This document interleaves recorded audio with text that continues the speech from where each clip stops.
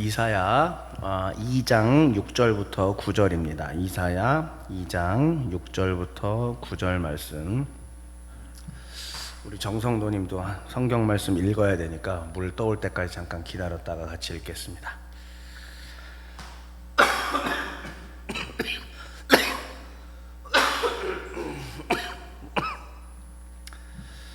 제가 다시 목감기가 또 와가지고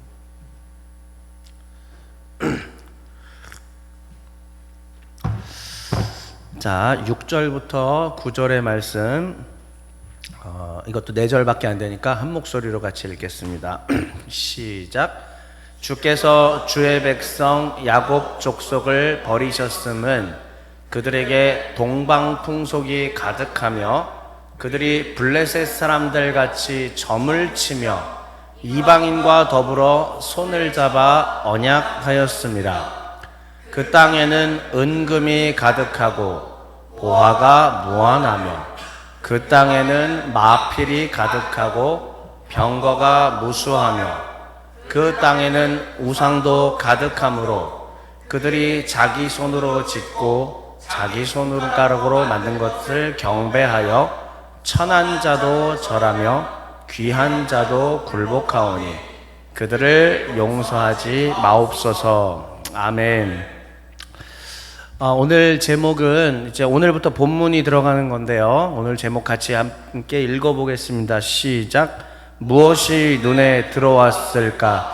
아직은 시리즈를 어떻게 해야 될지 잡지는 못했습니다. 그래서 일단은 본문을 연구하는 과정 중에 있기 때문에 그래서 아직은 이제 제목을 그냥 이렇게 적고 또 하다 보면 소 시리즈가 뭐 하나가 나오겠죠. 또 일단은 무엇이 눈에 들어왔을까라는 제목으로 오늘 말씀을 출발해 보겠습니다. 일단은 지난 시간에 했던 서론 부분인데 다시 한번 이 서론을 좀 기억해야지 앞으로 본문이 더 풍성하니까.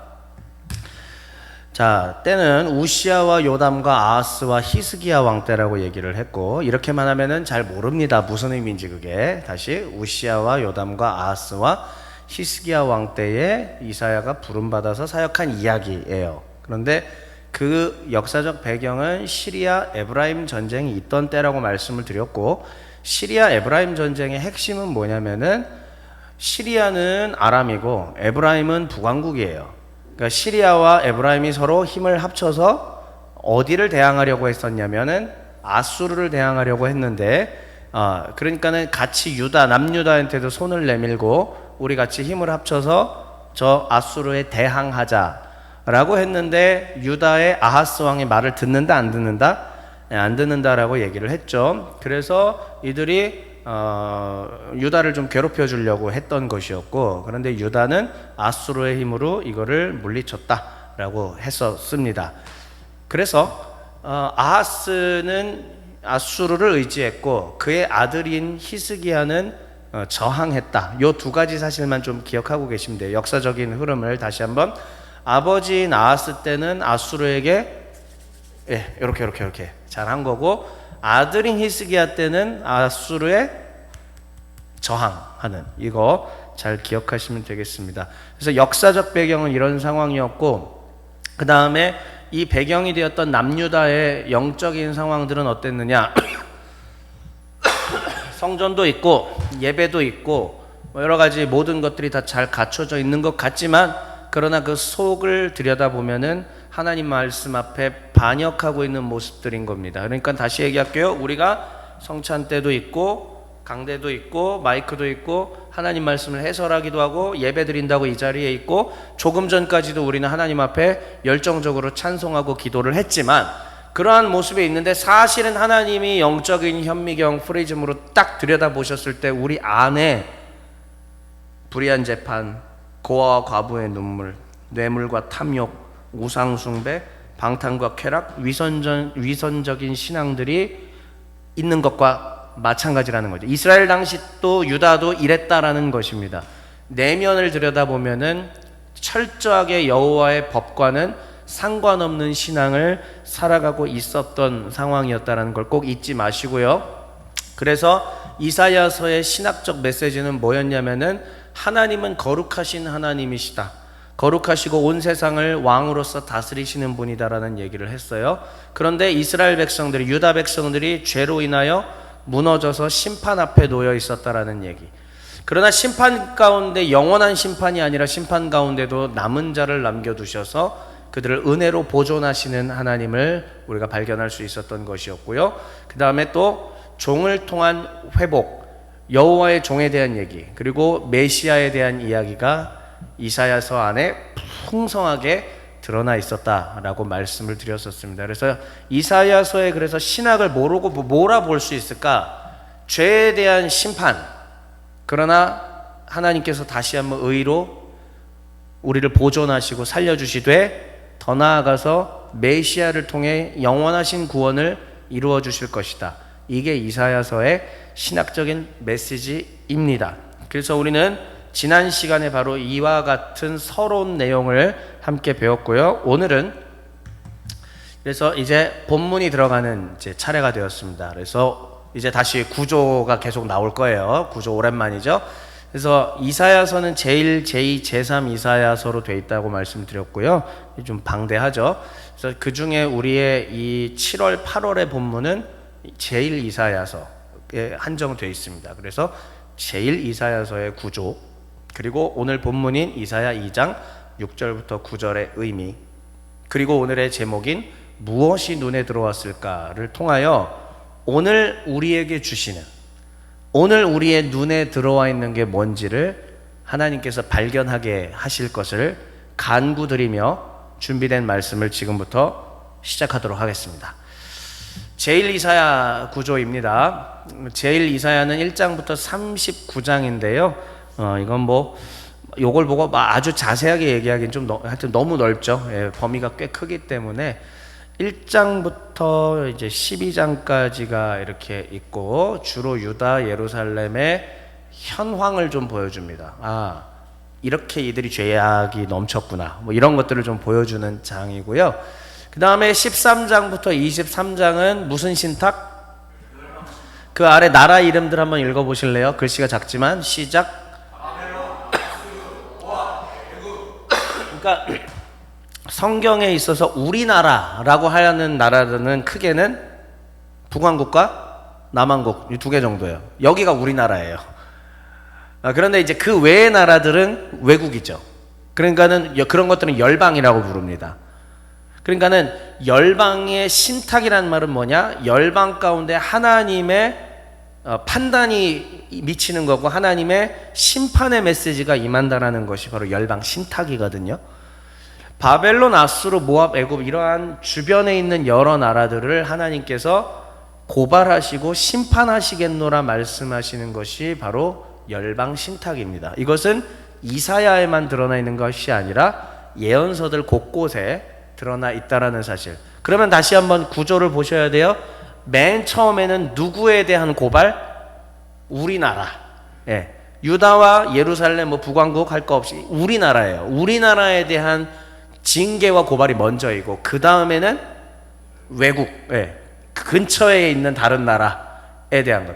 그 다음부터는 이사야의 묵시라고 불리는 24장에서 27장 온 세계에 대한 심판, 그러면서도 구원에 대한 메시지가 슬슬 드러나기 시작하면서, 근데 또다시 화 있을진저 하면서 무서운 얘기들이 나왔다가 그러나 또 구원에 대한 얘기로 이렇게 이게 반복이 돼요. 계속 이런 식으로 반복이 되고, 그리고 역사 이야기로 마지막으로 좀 제일 이사야가 마무리가 됩니다. 36장에서 39장까지 아하스 왕의 아들인 히스기야의 역사입니다. 자, 다시 한번, 히스기야는 친아수르 반아수르? 그렇습니다. 반아수르였습니다. 한번 다시. 그럼 아버지였던 아하스는 됐습니다. 예, 이제 확실히 외우신 것 같아요. 예, 이런 상황이어서 제일 이사야의 핵심은 무엇이냐면은 심판 속에서도 남은 자와 시온의 소망, 이런 것을 말하고 있습니다. 그러면 자, 제일 이사야 중에서도 오늘 우리는 2장이잖아요. 그러면 2장은 이 중에서도 첫 챕터에 해당하게 되게 됩니다. 1장에서 12장인데 1장에서 12장을 조금 더 확장시켜 볼게요. 심판과 구원이라고 하는 커다란 이제 왔다 갔다 심판 메시지, 구원 메시지 이렇게 있고, 가운데 괄호 안에 있는 거를 한번 읽어 볼게요. 시작. 가운데 시온의 죄를 고발하는 내용이 나오고, 그럼에도 불구하고 임마누엘이 뭐죠? 하나님이 우리와 함께 하시네. 시온의 죄를 고발하지만 그럼에도 불구하고 하나님이 우리와 함께 하신다는 임마누엘의 소망을 얘기해 주고 있는 챕터가 1장부터 12장입니다. 그럼 이제 이 구조를 자세히 보셔야 됩니다. 왜요? 그러니까 목사인 제가 물어다 주는 메시지보다 더 중요한 것은 성경 자체가 가지고 있는 구조 안에서의 메시지, 그게 가장 강력한 메시지거든요. 하나님께서 기록해 놓으신 겁니다. 그러므로 잘 주의 집중하여 보십시오. 1장부터 5장, 그 다음에 2챕터는 6장 한 장, 3챕터는 7에서 11장, 그 다음에 4챕터는 12장 한 장. 그러니까 좀 많은 분량 한 장, 그 다음 또 많은 분량 한 장, 이렇게 돼 있네요. 자, 그러면 제1 챕터를 보면 읽어보겠습니다. 시작. 네, 유다와 시온의 현재 상태라고 돼 있는데, 이제 시온에 대해서 이제 지금 생각해 보니까는 제가 시온에 대해서 따로 준비한 화면이 있었는데 여기다 안 넣었네요. 어쩔 수 없네. 그건 다음에 제가 얘기를 하도록 하고, 그냥 제가 그러니까 머릿속에 든 것만 갖고 이제 얘기를 할게요. 원래 화면을 만들었는데, 여러분 보세요. 지금 유다와 시온이라고 얘기했는데 두 개가 달라요? 같은 거잖아요. 그런데 같은 거이면서도 약간의 또 구별된 차이를 볼 수 있기는 해요. 굳이 차이를 한번 얘기해 볼게요. 유다는 일단 남왕국 전체입니다. 남왕국 전체가 유다예요. 그 중에서 시온은 뭐냐면 예루살렘에 있는 시온산이에요. 그럼 예루살렘에 있는 시온산 위에 뭐가 세워져 있죠, 여러분? 성전이 있어요. 그러니까 보통 우리가 시온이라고 얘기하는 것은 성전, 그 다음에 다윗 성, 왕궁, 이런 것을 얘기해요. 그러니까 시온은 조금 더 직접적으로 지리적인 이름이면서도 더 나아가서 하나님께서 다윗을 통하여 영원히 통치하시겠노라고 말씀하셨던 하나님의 통치권, 하나님의 영광, 여호와께서 친히 왕이 되셔서 다스리시겠다고 하는 어떤 그런 거, 이런 거 전체가 사실 시온입니다. 그러니까는 이스라엘이 나라가, 유다가 망해갈 때에, 망해갈 요 시리아 에브라임 전쟁할 무렵 때, 요 무렵 때 이스라엘 백성들, 특히 예언자들 사이에서 머릿속에 그들 가운데 강하게 있었던 사상이 뭐였냐면은 시온 사상이에요. 시온 사상이란 무엇인가? 하나님께서 우리 조상 다윗을 세우시고 다윗에게 영원히 너의 왕권을 유지시키겠다라고 하셨기 때문에, 그러므로 우리는 망한다, 안 망한다? 안 망한다라고 하는 게 이제 이 시온 사상의 핵심이거든요. 그런에도 불구하고 지금 이사야서는 우리에게 뭘 고발해 주느냐? 유다와 시온의 현재 상태가, 저긴 안 써 있긴 하겠지만은 좋다 나쁘다? 안 좋다라는 얘기예요. 하나님께서 분명히 다윗을 세우시고 다윗의 왕권을 영원히 하시겠노라고 할 때는 전제 조건이 있었어요. 뭐였는지 아세요? 너희가 내 말을 잘 지키면이죠. 아무 이유 없이 선택해 주셨지만 그렇다고 아무 이유 없이 계속 왕위를 유지시켜 준다는 건 아니에요. 이 다윗의 왕권이, 그러니까 하나님의 백성으로서의 지위를 유지하려면 조건이 있는 거예요. 지키면이에요. 처음부터 그랬던 겁니다. 선악과 지키면이었어요. 모세율법 지키면입니다. 지키지 않으면 하나님께서는 심판하시고 저주하시겠노라고 말씀하셨습니다. 우리는 이 내용을 분명히 기억하고 간직해야 됩니다. 다시, 그러나 이사야 시대 때의 유다는 어떤 상태? 시온은 어떤 상태? 올바르지 않은 상태로 있었다는 얘기입니다. 그러면 그 다음에 이 두 번째 챕터인 6장은 뭐 얘기했느냐? 그러한 상태 가운데에 하나님이 누구를 부르셨다? 이사야를 콜링 하시는 장면을 6장에서 보여주는 거고요. 그 다음에 다시 한번 이 왕국의 위기 가운데에 임하는 임마누엘 메시아에 대한 소망의 메시지. 아무래도 소망의 메시지가 왜 지금 펼쳐지냐? 이사야를 불렀잖아요. 지금 6장에서. 불러서 심판의 메시지를 전할 수도 있지만 하나님은 궁극적으로 이사야를 통해서 하나님이 이 시온의 영광을 다시 회복하시겠노라고 하는 메시지를 전해주시는 거예요. 여러분 여기 보시면 7장부터 11장이잖아요.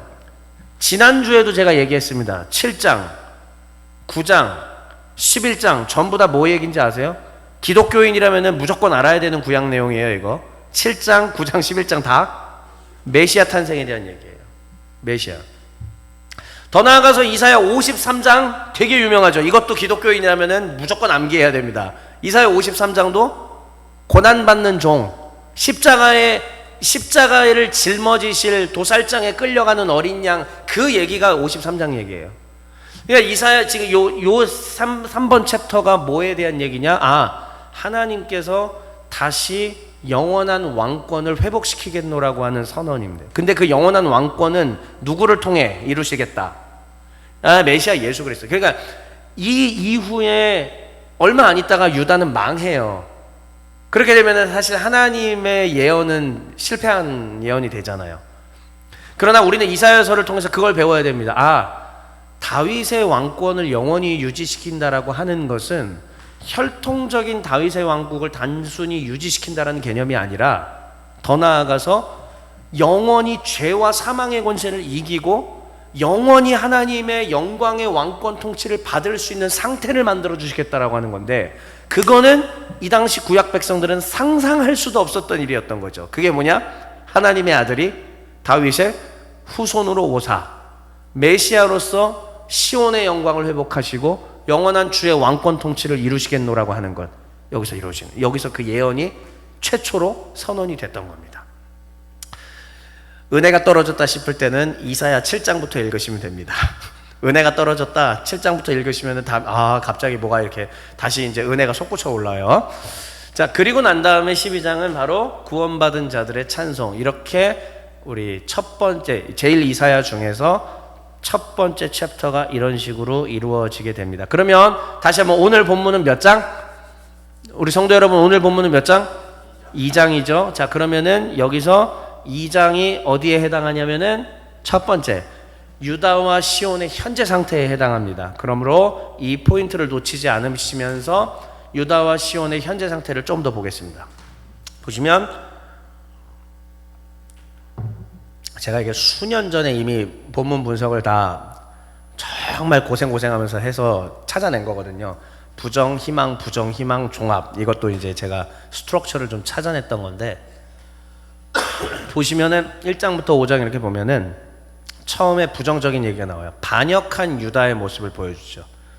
그런데 그 다음에는 2장 1절부터 2장 5절에 회복될 시온을 보여줍니다. 다시 볼게요. 그러니까는 여기서 지금 회복될 시온이라고 표현했잖아요. 굳이 반역한 유다면은 그냥 회복될 유다라고 해도 되잖아요. 근데 왜 굳이 시온일까? 그것은 단순히 이 유다 왕국의 회복을 말하는 게 아니라 종말론적인 예수 그리스도의 강림을 통한 그 회복을 더 의미하기 때문에 그래서 시온이라는 표현을 굳이 쓰는 겁니다. 그 다음에 2장 6절부터 4장 1절은 다시 한번 부정적인 얘기. 무슨 유다? 교만한 유다. 자, 그러니까 1번과 3번 둘 다 유다는 어떤 상태? 반역하고 교만한 상태입니다. 그러나 하나님께서는 시온을 회복시키시고 다시 정결하게 하실 것이다로 예언하시는 거죠.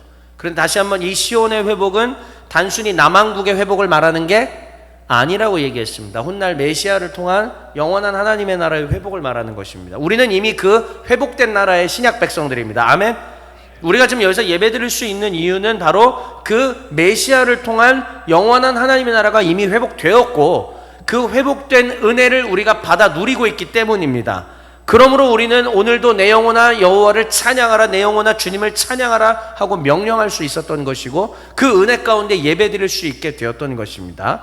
자, 그러면 5장은 무엇이냐? 그러나 종합적으로 다시 최종 고발하는 장면입니다. 포도원의 비유입니다. 이 포도원에 열매가 없다라고 하는 비유를 통하여서 유다와 시온의 현재 상태의 최종 결론은 뭐냐? 포도원에 열매가 없는 상태다. 그러니까 별로입니다. 매우 별로인 상태. 종교적인 모습도 있고 성전도 서 있고 다윗 왕권도 있습니다. 그런데 열매가 없다. 생명이 없다라는 뜻이죠. 하나님을 향한 사랑도 없고 존경도 없고 여호와의 율법을 즐거워하여 그 율법을 주야로 묵상하는 사람들이 없고 모든 것들이 하나님의 영광에서 멀어져 있는, 겉으로만 그럴싸하고 속은 다 썩어 문드러져 있는 그런 상태인 것입니다. 이 상황 가운데 우리는 2장 6절부터 9절 3챕터에 해당하겠네요. 부정 교만한 유다 챕터입니다. 그러면 2장 6절부터 2장 9절의 말씀, 오늘 본문을 짧게 준비를 해봤는데 성경 말씀을 살피도록 하겠습니다. 이 GPT가 이제 이런 작업까지 해주네요. 제가 그거 만들었더니 이제 이렇게 해주는데, 안타까운 것은 성경 구절이 길잖아요. 그래서 GPT가 쉬운 버전으로 요약해서 이렇게 좀 해줬습니다. 그냥 그렇다고 하시고, 제가 다시 다 크로스 체크 했는데 충분히 내용이 다 들어가 있기 때문에 요대로 했습니다. 자, 일단은 요걸 보고 6절부터 9절을 한번 소리내서 다시 읽겠습니다. 시작.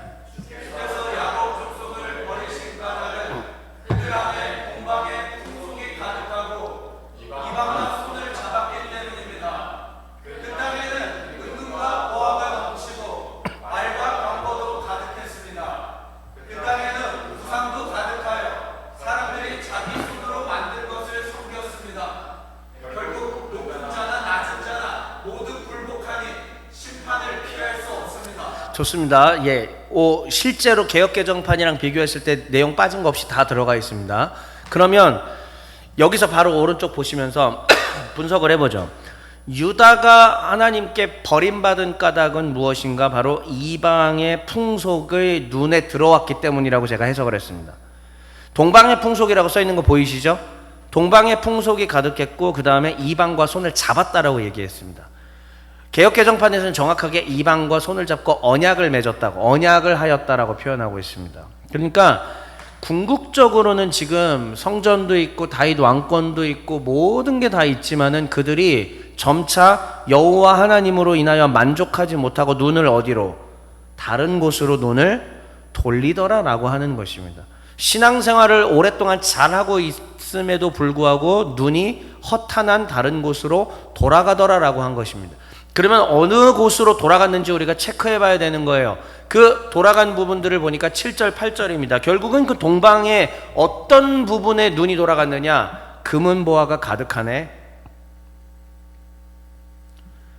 그러니까 금은보화가 죄는 아니거든요. 다시, 돈을 많이 갖고 있는 거, 금은보화를 갖고 있는 것 자체는 죄가 아닌데, 여기서 금은보화로 눈이 돌아갔다라고 하는 것은 사실은 금은보화가 이제 인생의 목적으로 바뀌게 되는 것을 의미하는 게 아닐까요?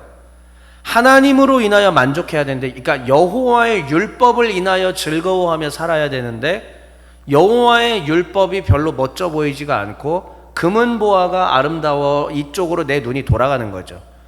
불과 얼마 전까지만 하더라도 내가 은혜를 받고 하나님의 은혜를 경험하고 회개도 하고 해서 그래, 이 주님의 길대로 내가 가야지라고 결심을 했던 건데, 그새 눈이 어떻게 된다? 순식간에 돌아가는 거죠. 이게 멋져 보이니까요.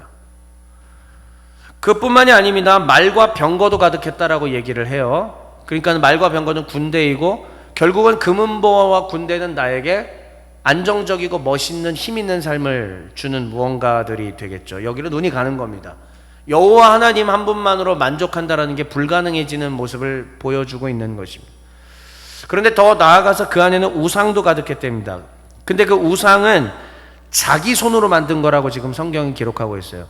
여러분, 제가 10계명 강론해 드릴 때 제가 2계명에 대해서 항상 어떻게 얘기했죠? 항상 비유 들어드리잖아요. 자, 내가 이와 같이 드라빔을 만들었어요. 드라빔이 한 요 정도 크기 있고 요거보다 더 큰 것도 있고 작은 것도 있고 할 텐데, 요만한 이제 드라빔을 만들었습니다. 내가 이 드라빔을 만들어서 품고 다니는 순간부터 이것이 부적이 되기도 하고 내가 이게 신의 경지로 올려놓는 거잖아요.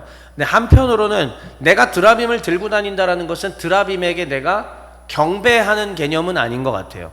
드라빔을 내가 갖고 있음으로 인하여 내가 드라빔을 컨트롤하겠다라는 뜻이죠. 사실은 이 우상, 눈에 보이는 우상을 만들어서 들고 다닌다라는 것은 내가 내 삶을 내 맘대로 컨트롤하겠다라고 하는 자신의 의지의 발현입니다. 부정할 수가 없습니다. 이 계명이 바로 우리에게 그것을 말해주는 것입니다. 그래서 여기서도 지금 우상을 자기 손으로 만든 것을 섬기고 들고 이렇게 했다라는 그 이야기는 뭐냐? 내 인생은 내가 컨트롤하겠다. 나의 인생을 그럼 내 맘대로 컨트롤하겠다라는 것은 그 이전에 뭐가 먼저 눈에 들어왔다? 금은보화가 눈에 먼저 들어왔어요. 병거와 마병이 눈에 들어왔습니다. 그래서 그게 내 안에 욕망으로 자리를 잡게 되었고, 그러다 보니까는 그 욕망을 채워줄 수 있는 이런 걸 만들어서 여호와 씨는 안 멋져, 여호와 씨는 별로야, 나는 이걸 섬기고 이거를 내가 이 포켓에 넣어서 내 맘대로 컨트롤하면서 내가 살 거야, 누가 나에게 뭐라고 할 거야, 내 인생의 주인은 난데, 이게 유다의 눈에 들어온 것입니다. 그래서 여기 이렇게 정리가 되어 있네요. 하나님을 떠난 백성은 결국 세상의 풍속, 재물, 우상을 따르게 된다. 아까 말씀드렸죠. 자, 이와 같이 이미 성전도 있었고 왕도 있고 레위 지파도 있고 예배도 있었단 말입니다.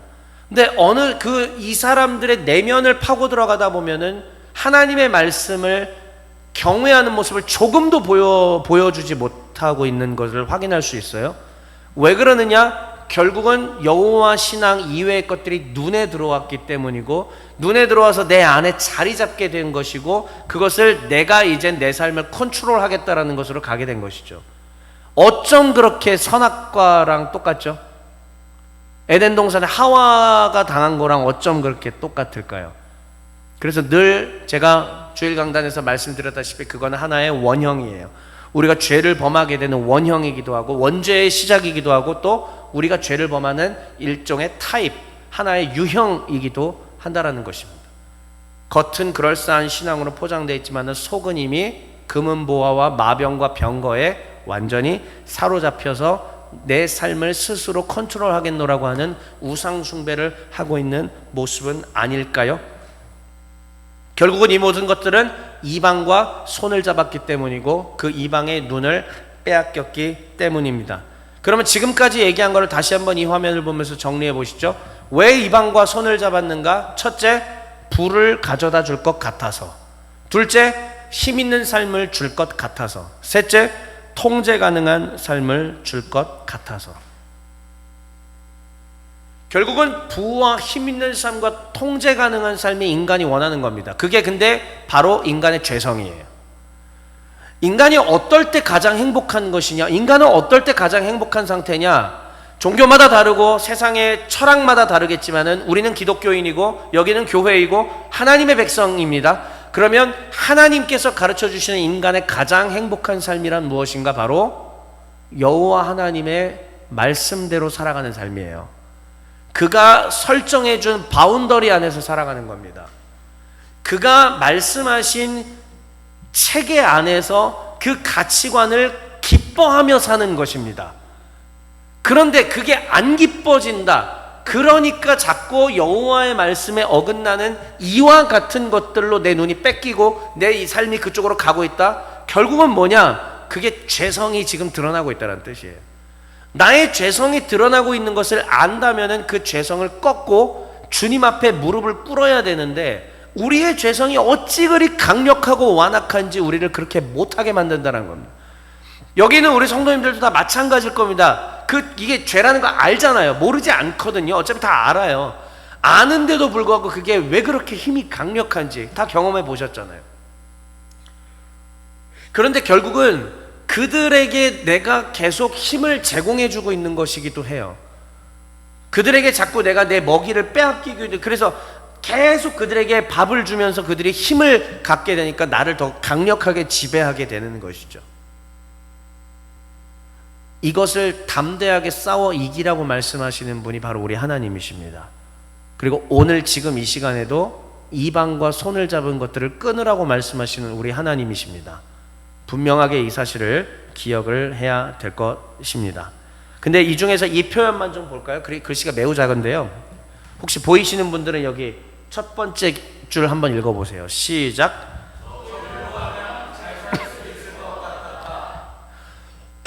대부분의 죄의 유혹을 받는 사람들이 여기에 넘어지죠.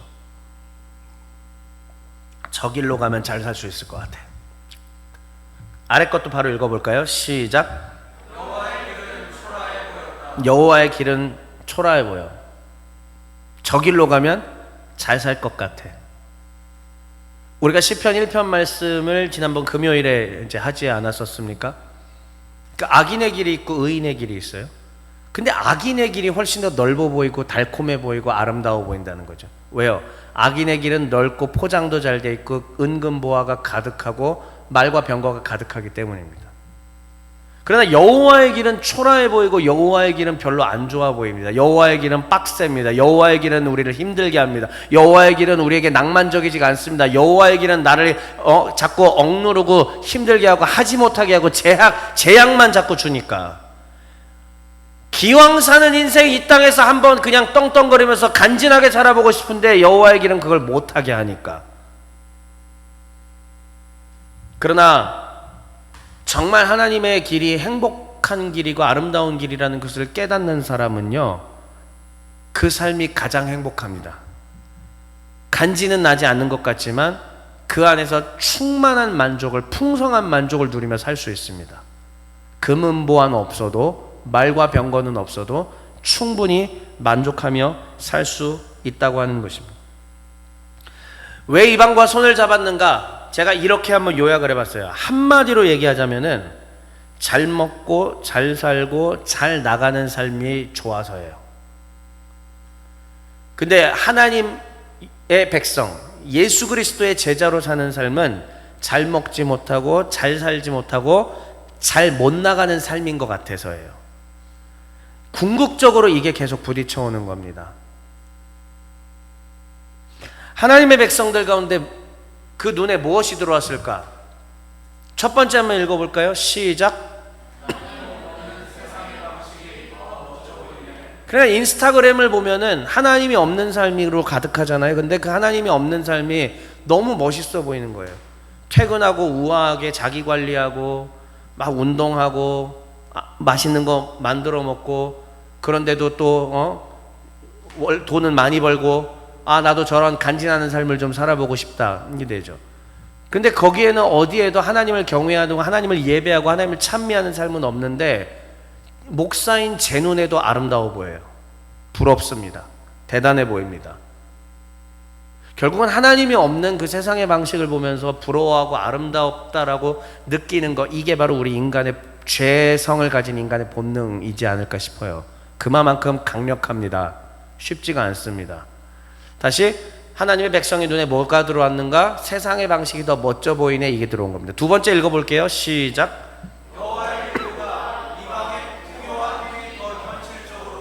같은 맥락입니다. 하나님이 안 계신 삶이 오히려 이 현생을 사는 데 있어서 더 좋아 보이는 거죠. 더 풍요롭고 더 실질적이고 현실적이고 힘이 있죠. 마지막 읽어볼까요? 시작.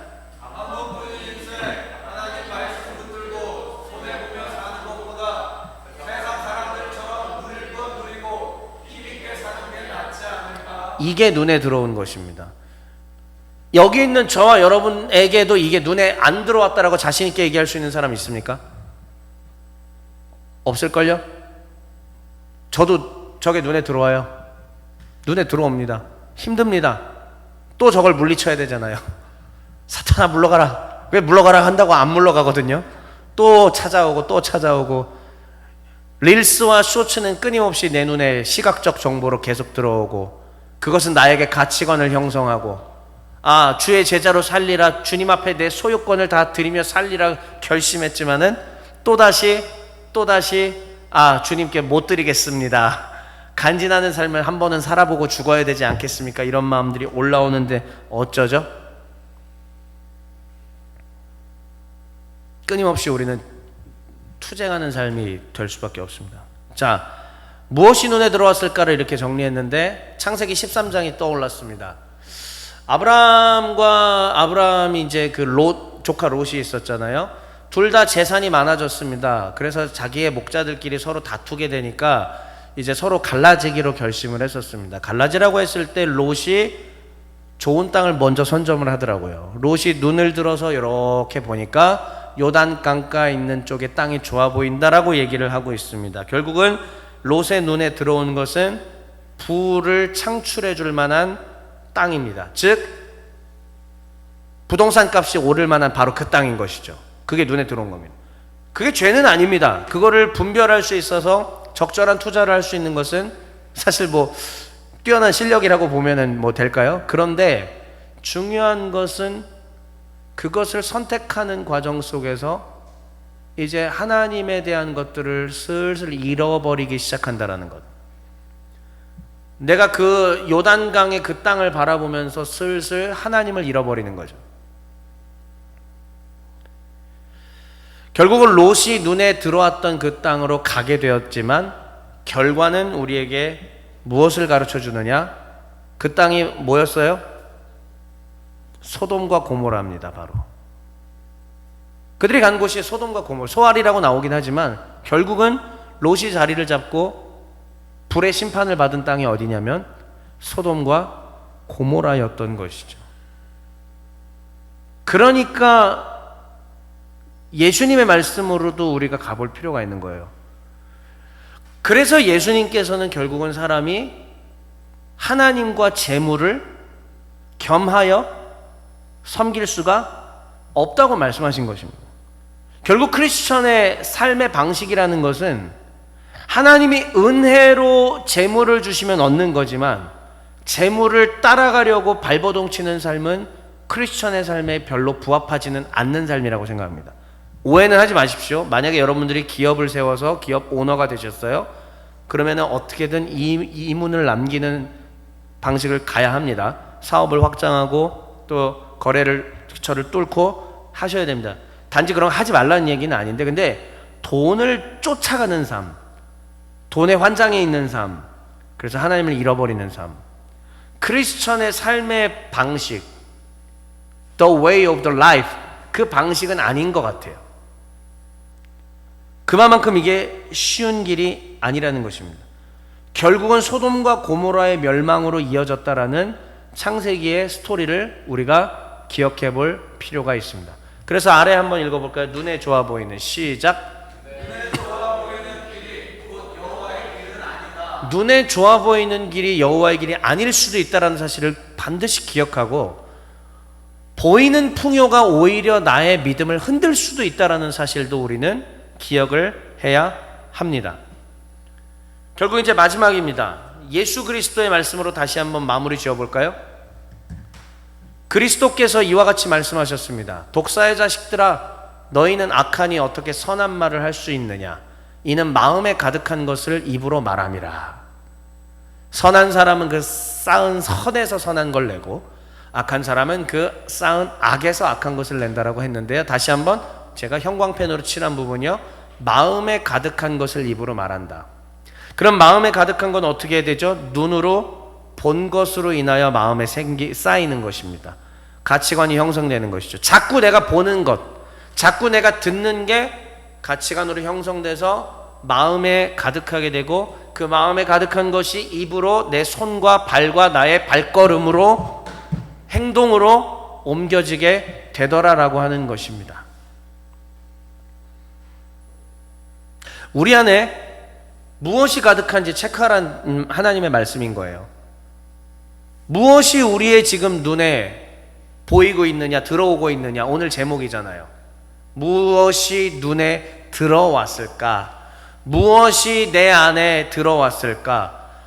하나님 나라의 가치관에 반하는 그 어떤 것이 내 안에 들어왔을까를 오늘 우리 하나님께서 지금 이 시간에 찾으라고 명하시는 것입니다. 아멘. 찾고 비워내고, 다 비워내고 하나님의 거룩한 자녀요 백성으로 서라는 말씀이 지금 하나님께서 사랑하는 자기 백성들에게, 저와 여러분에게 주시는 말씀임을 아멘으로 받읍시다. 아멘. 메시지 읽고 마치겠습니다. 시작. 지금 내 눈은 무엇을 바라보고 있습니까? 지금 내 안은 무엇으로 채워져 있습니까? 이방의 풍속이 나를 채우고 있다면 전부 비우게 하소서. 이방의 풍속을 바라보고 있다면 내 눈을 돌이켜 주소서. 오직 주의 나라의 가치관대로 무장하여 살게 하소서. 아멘.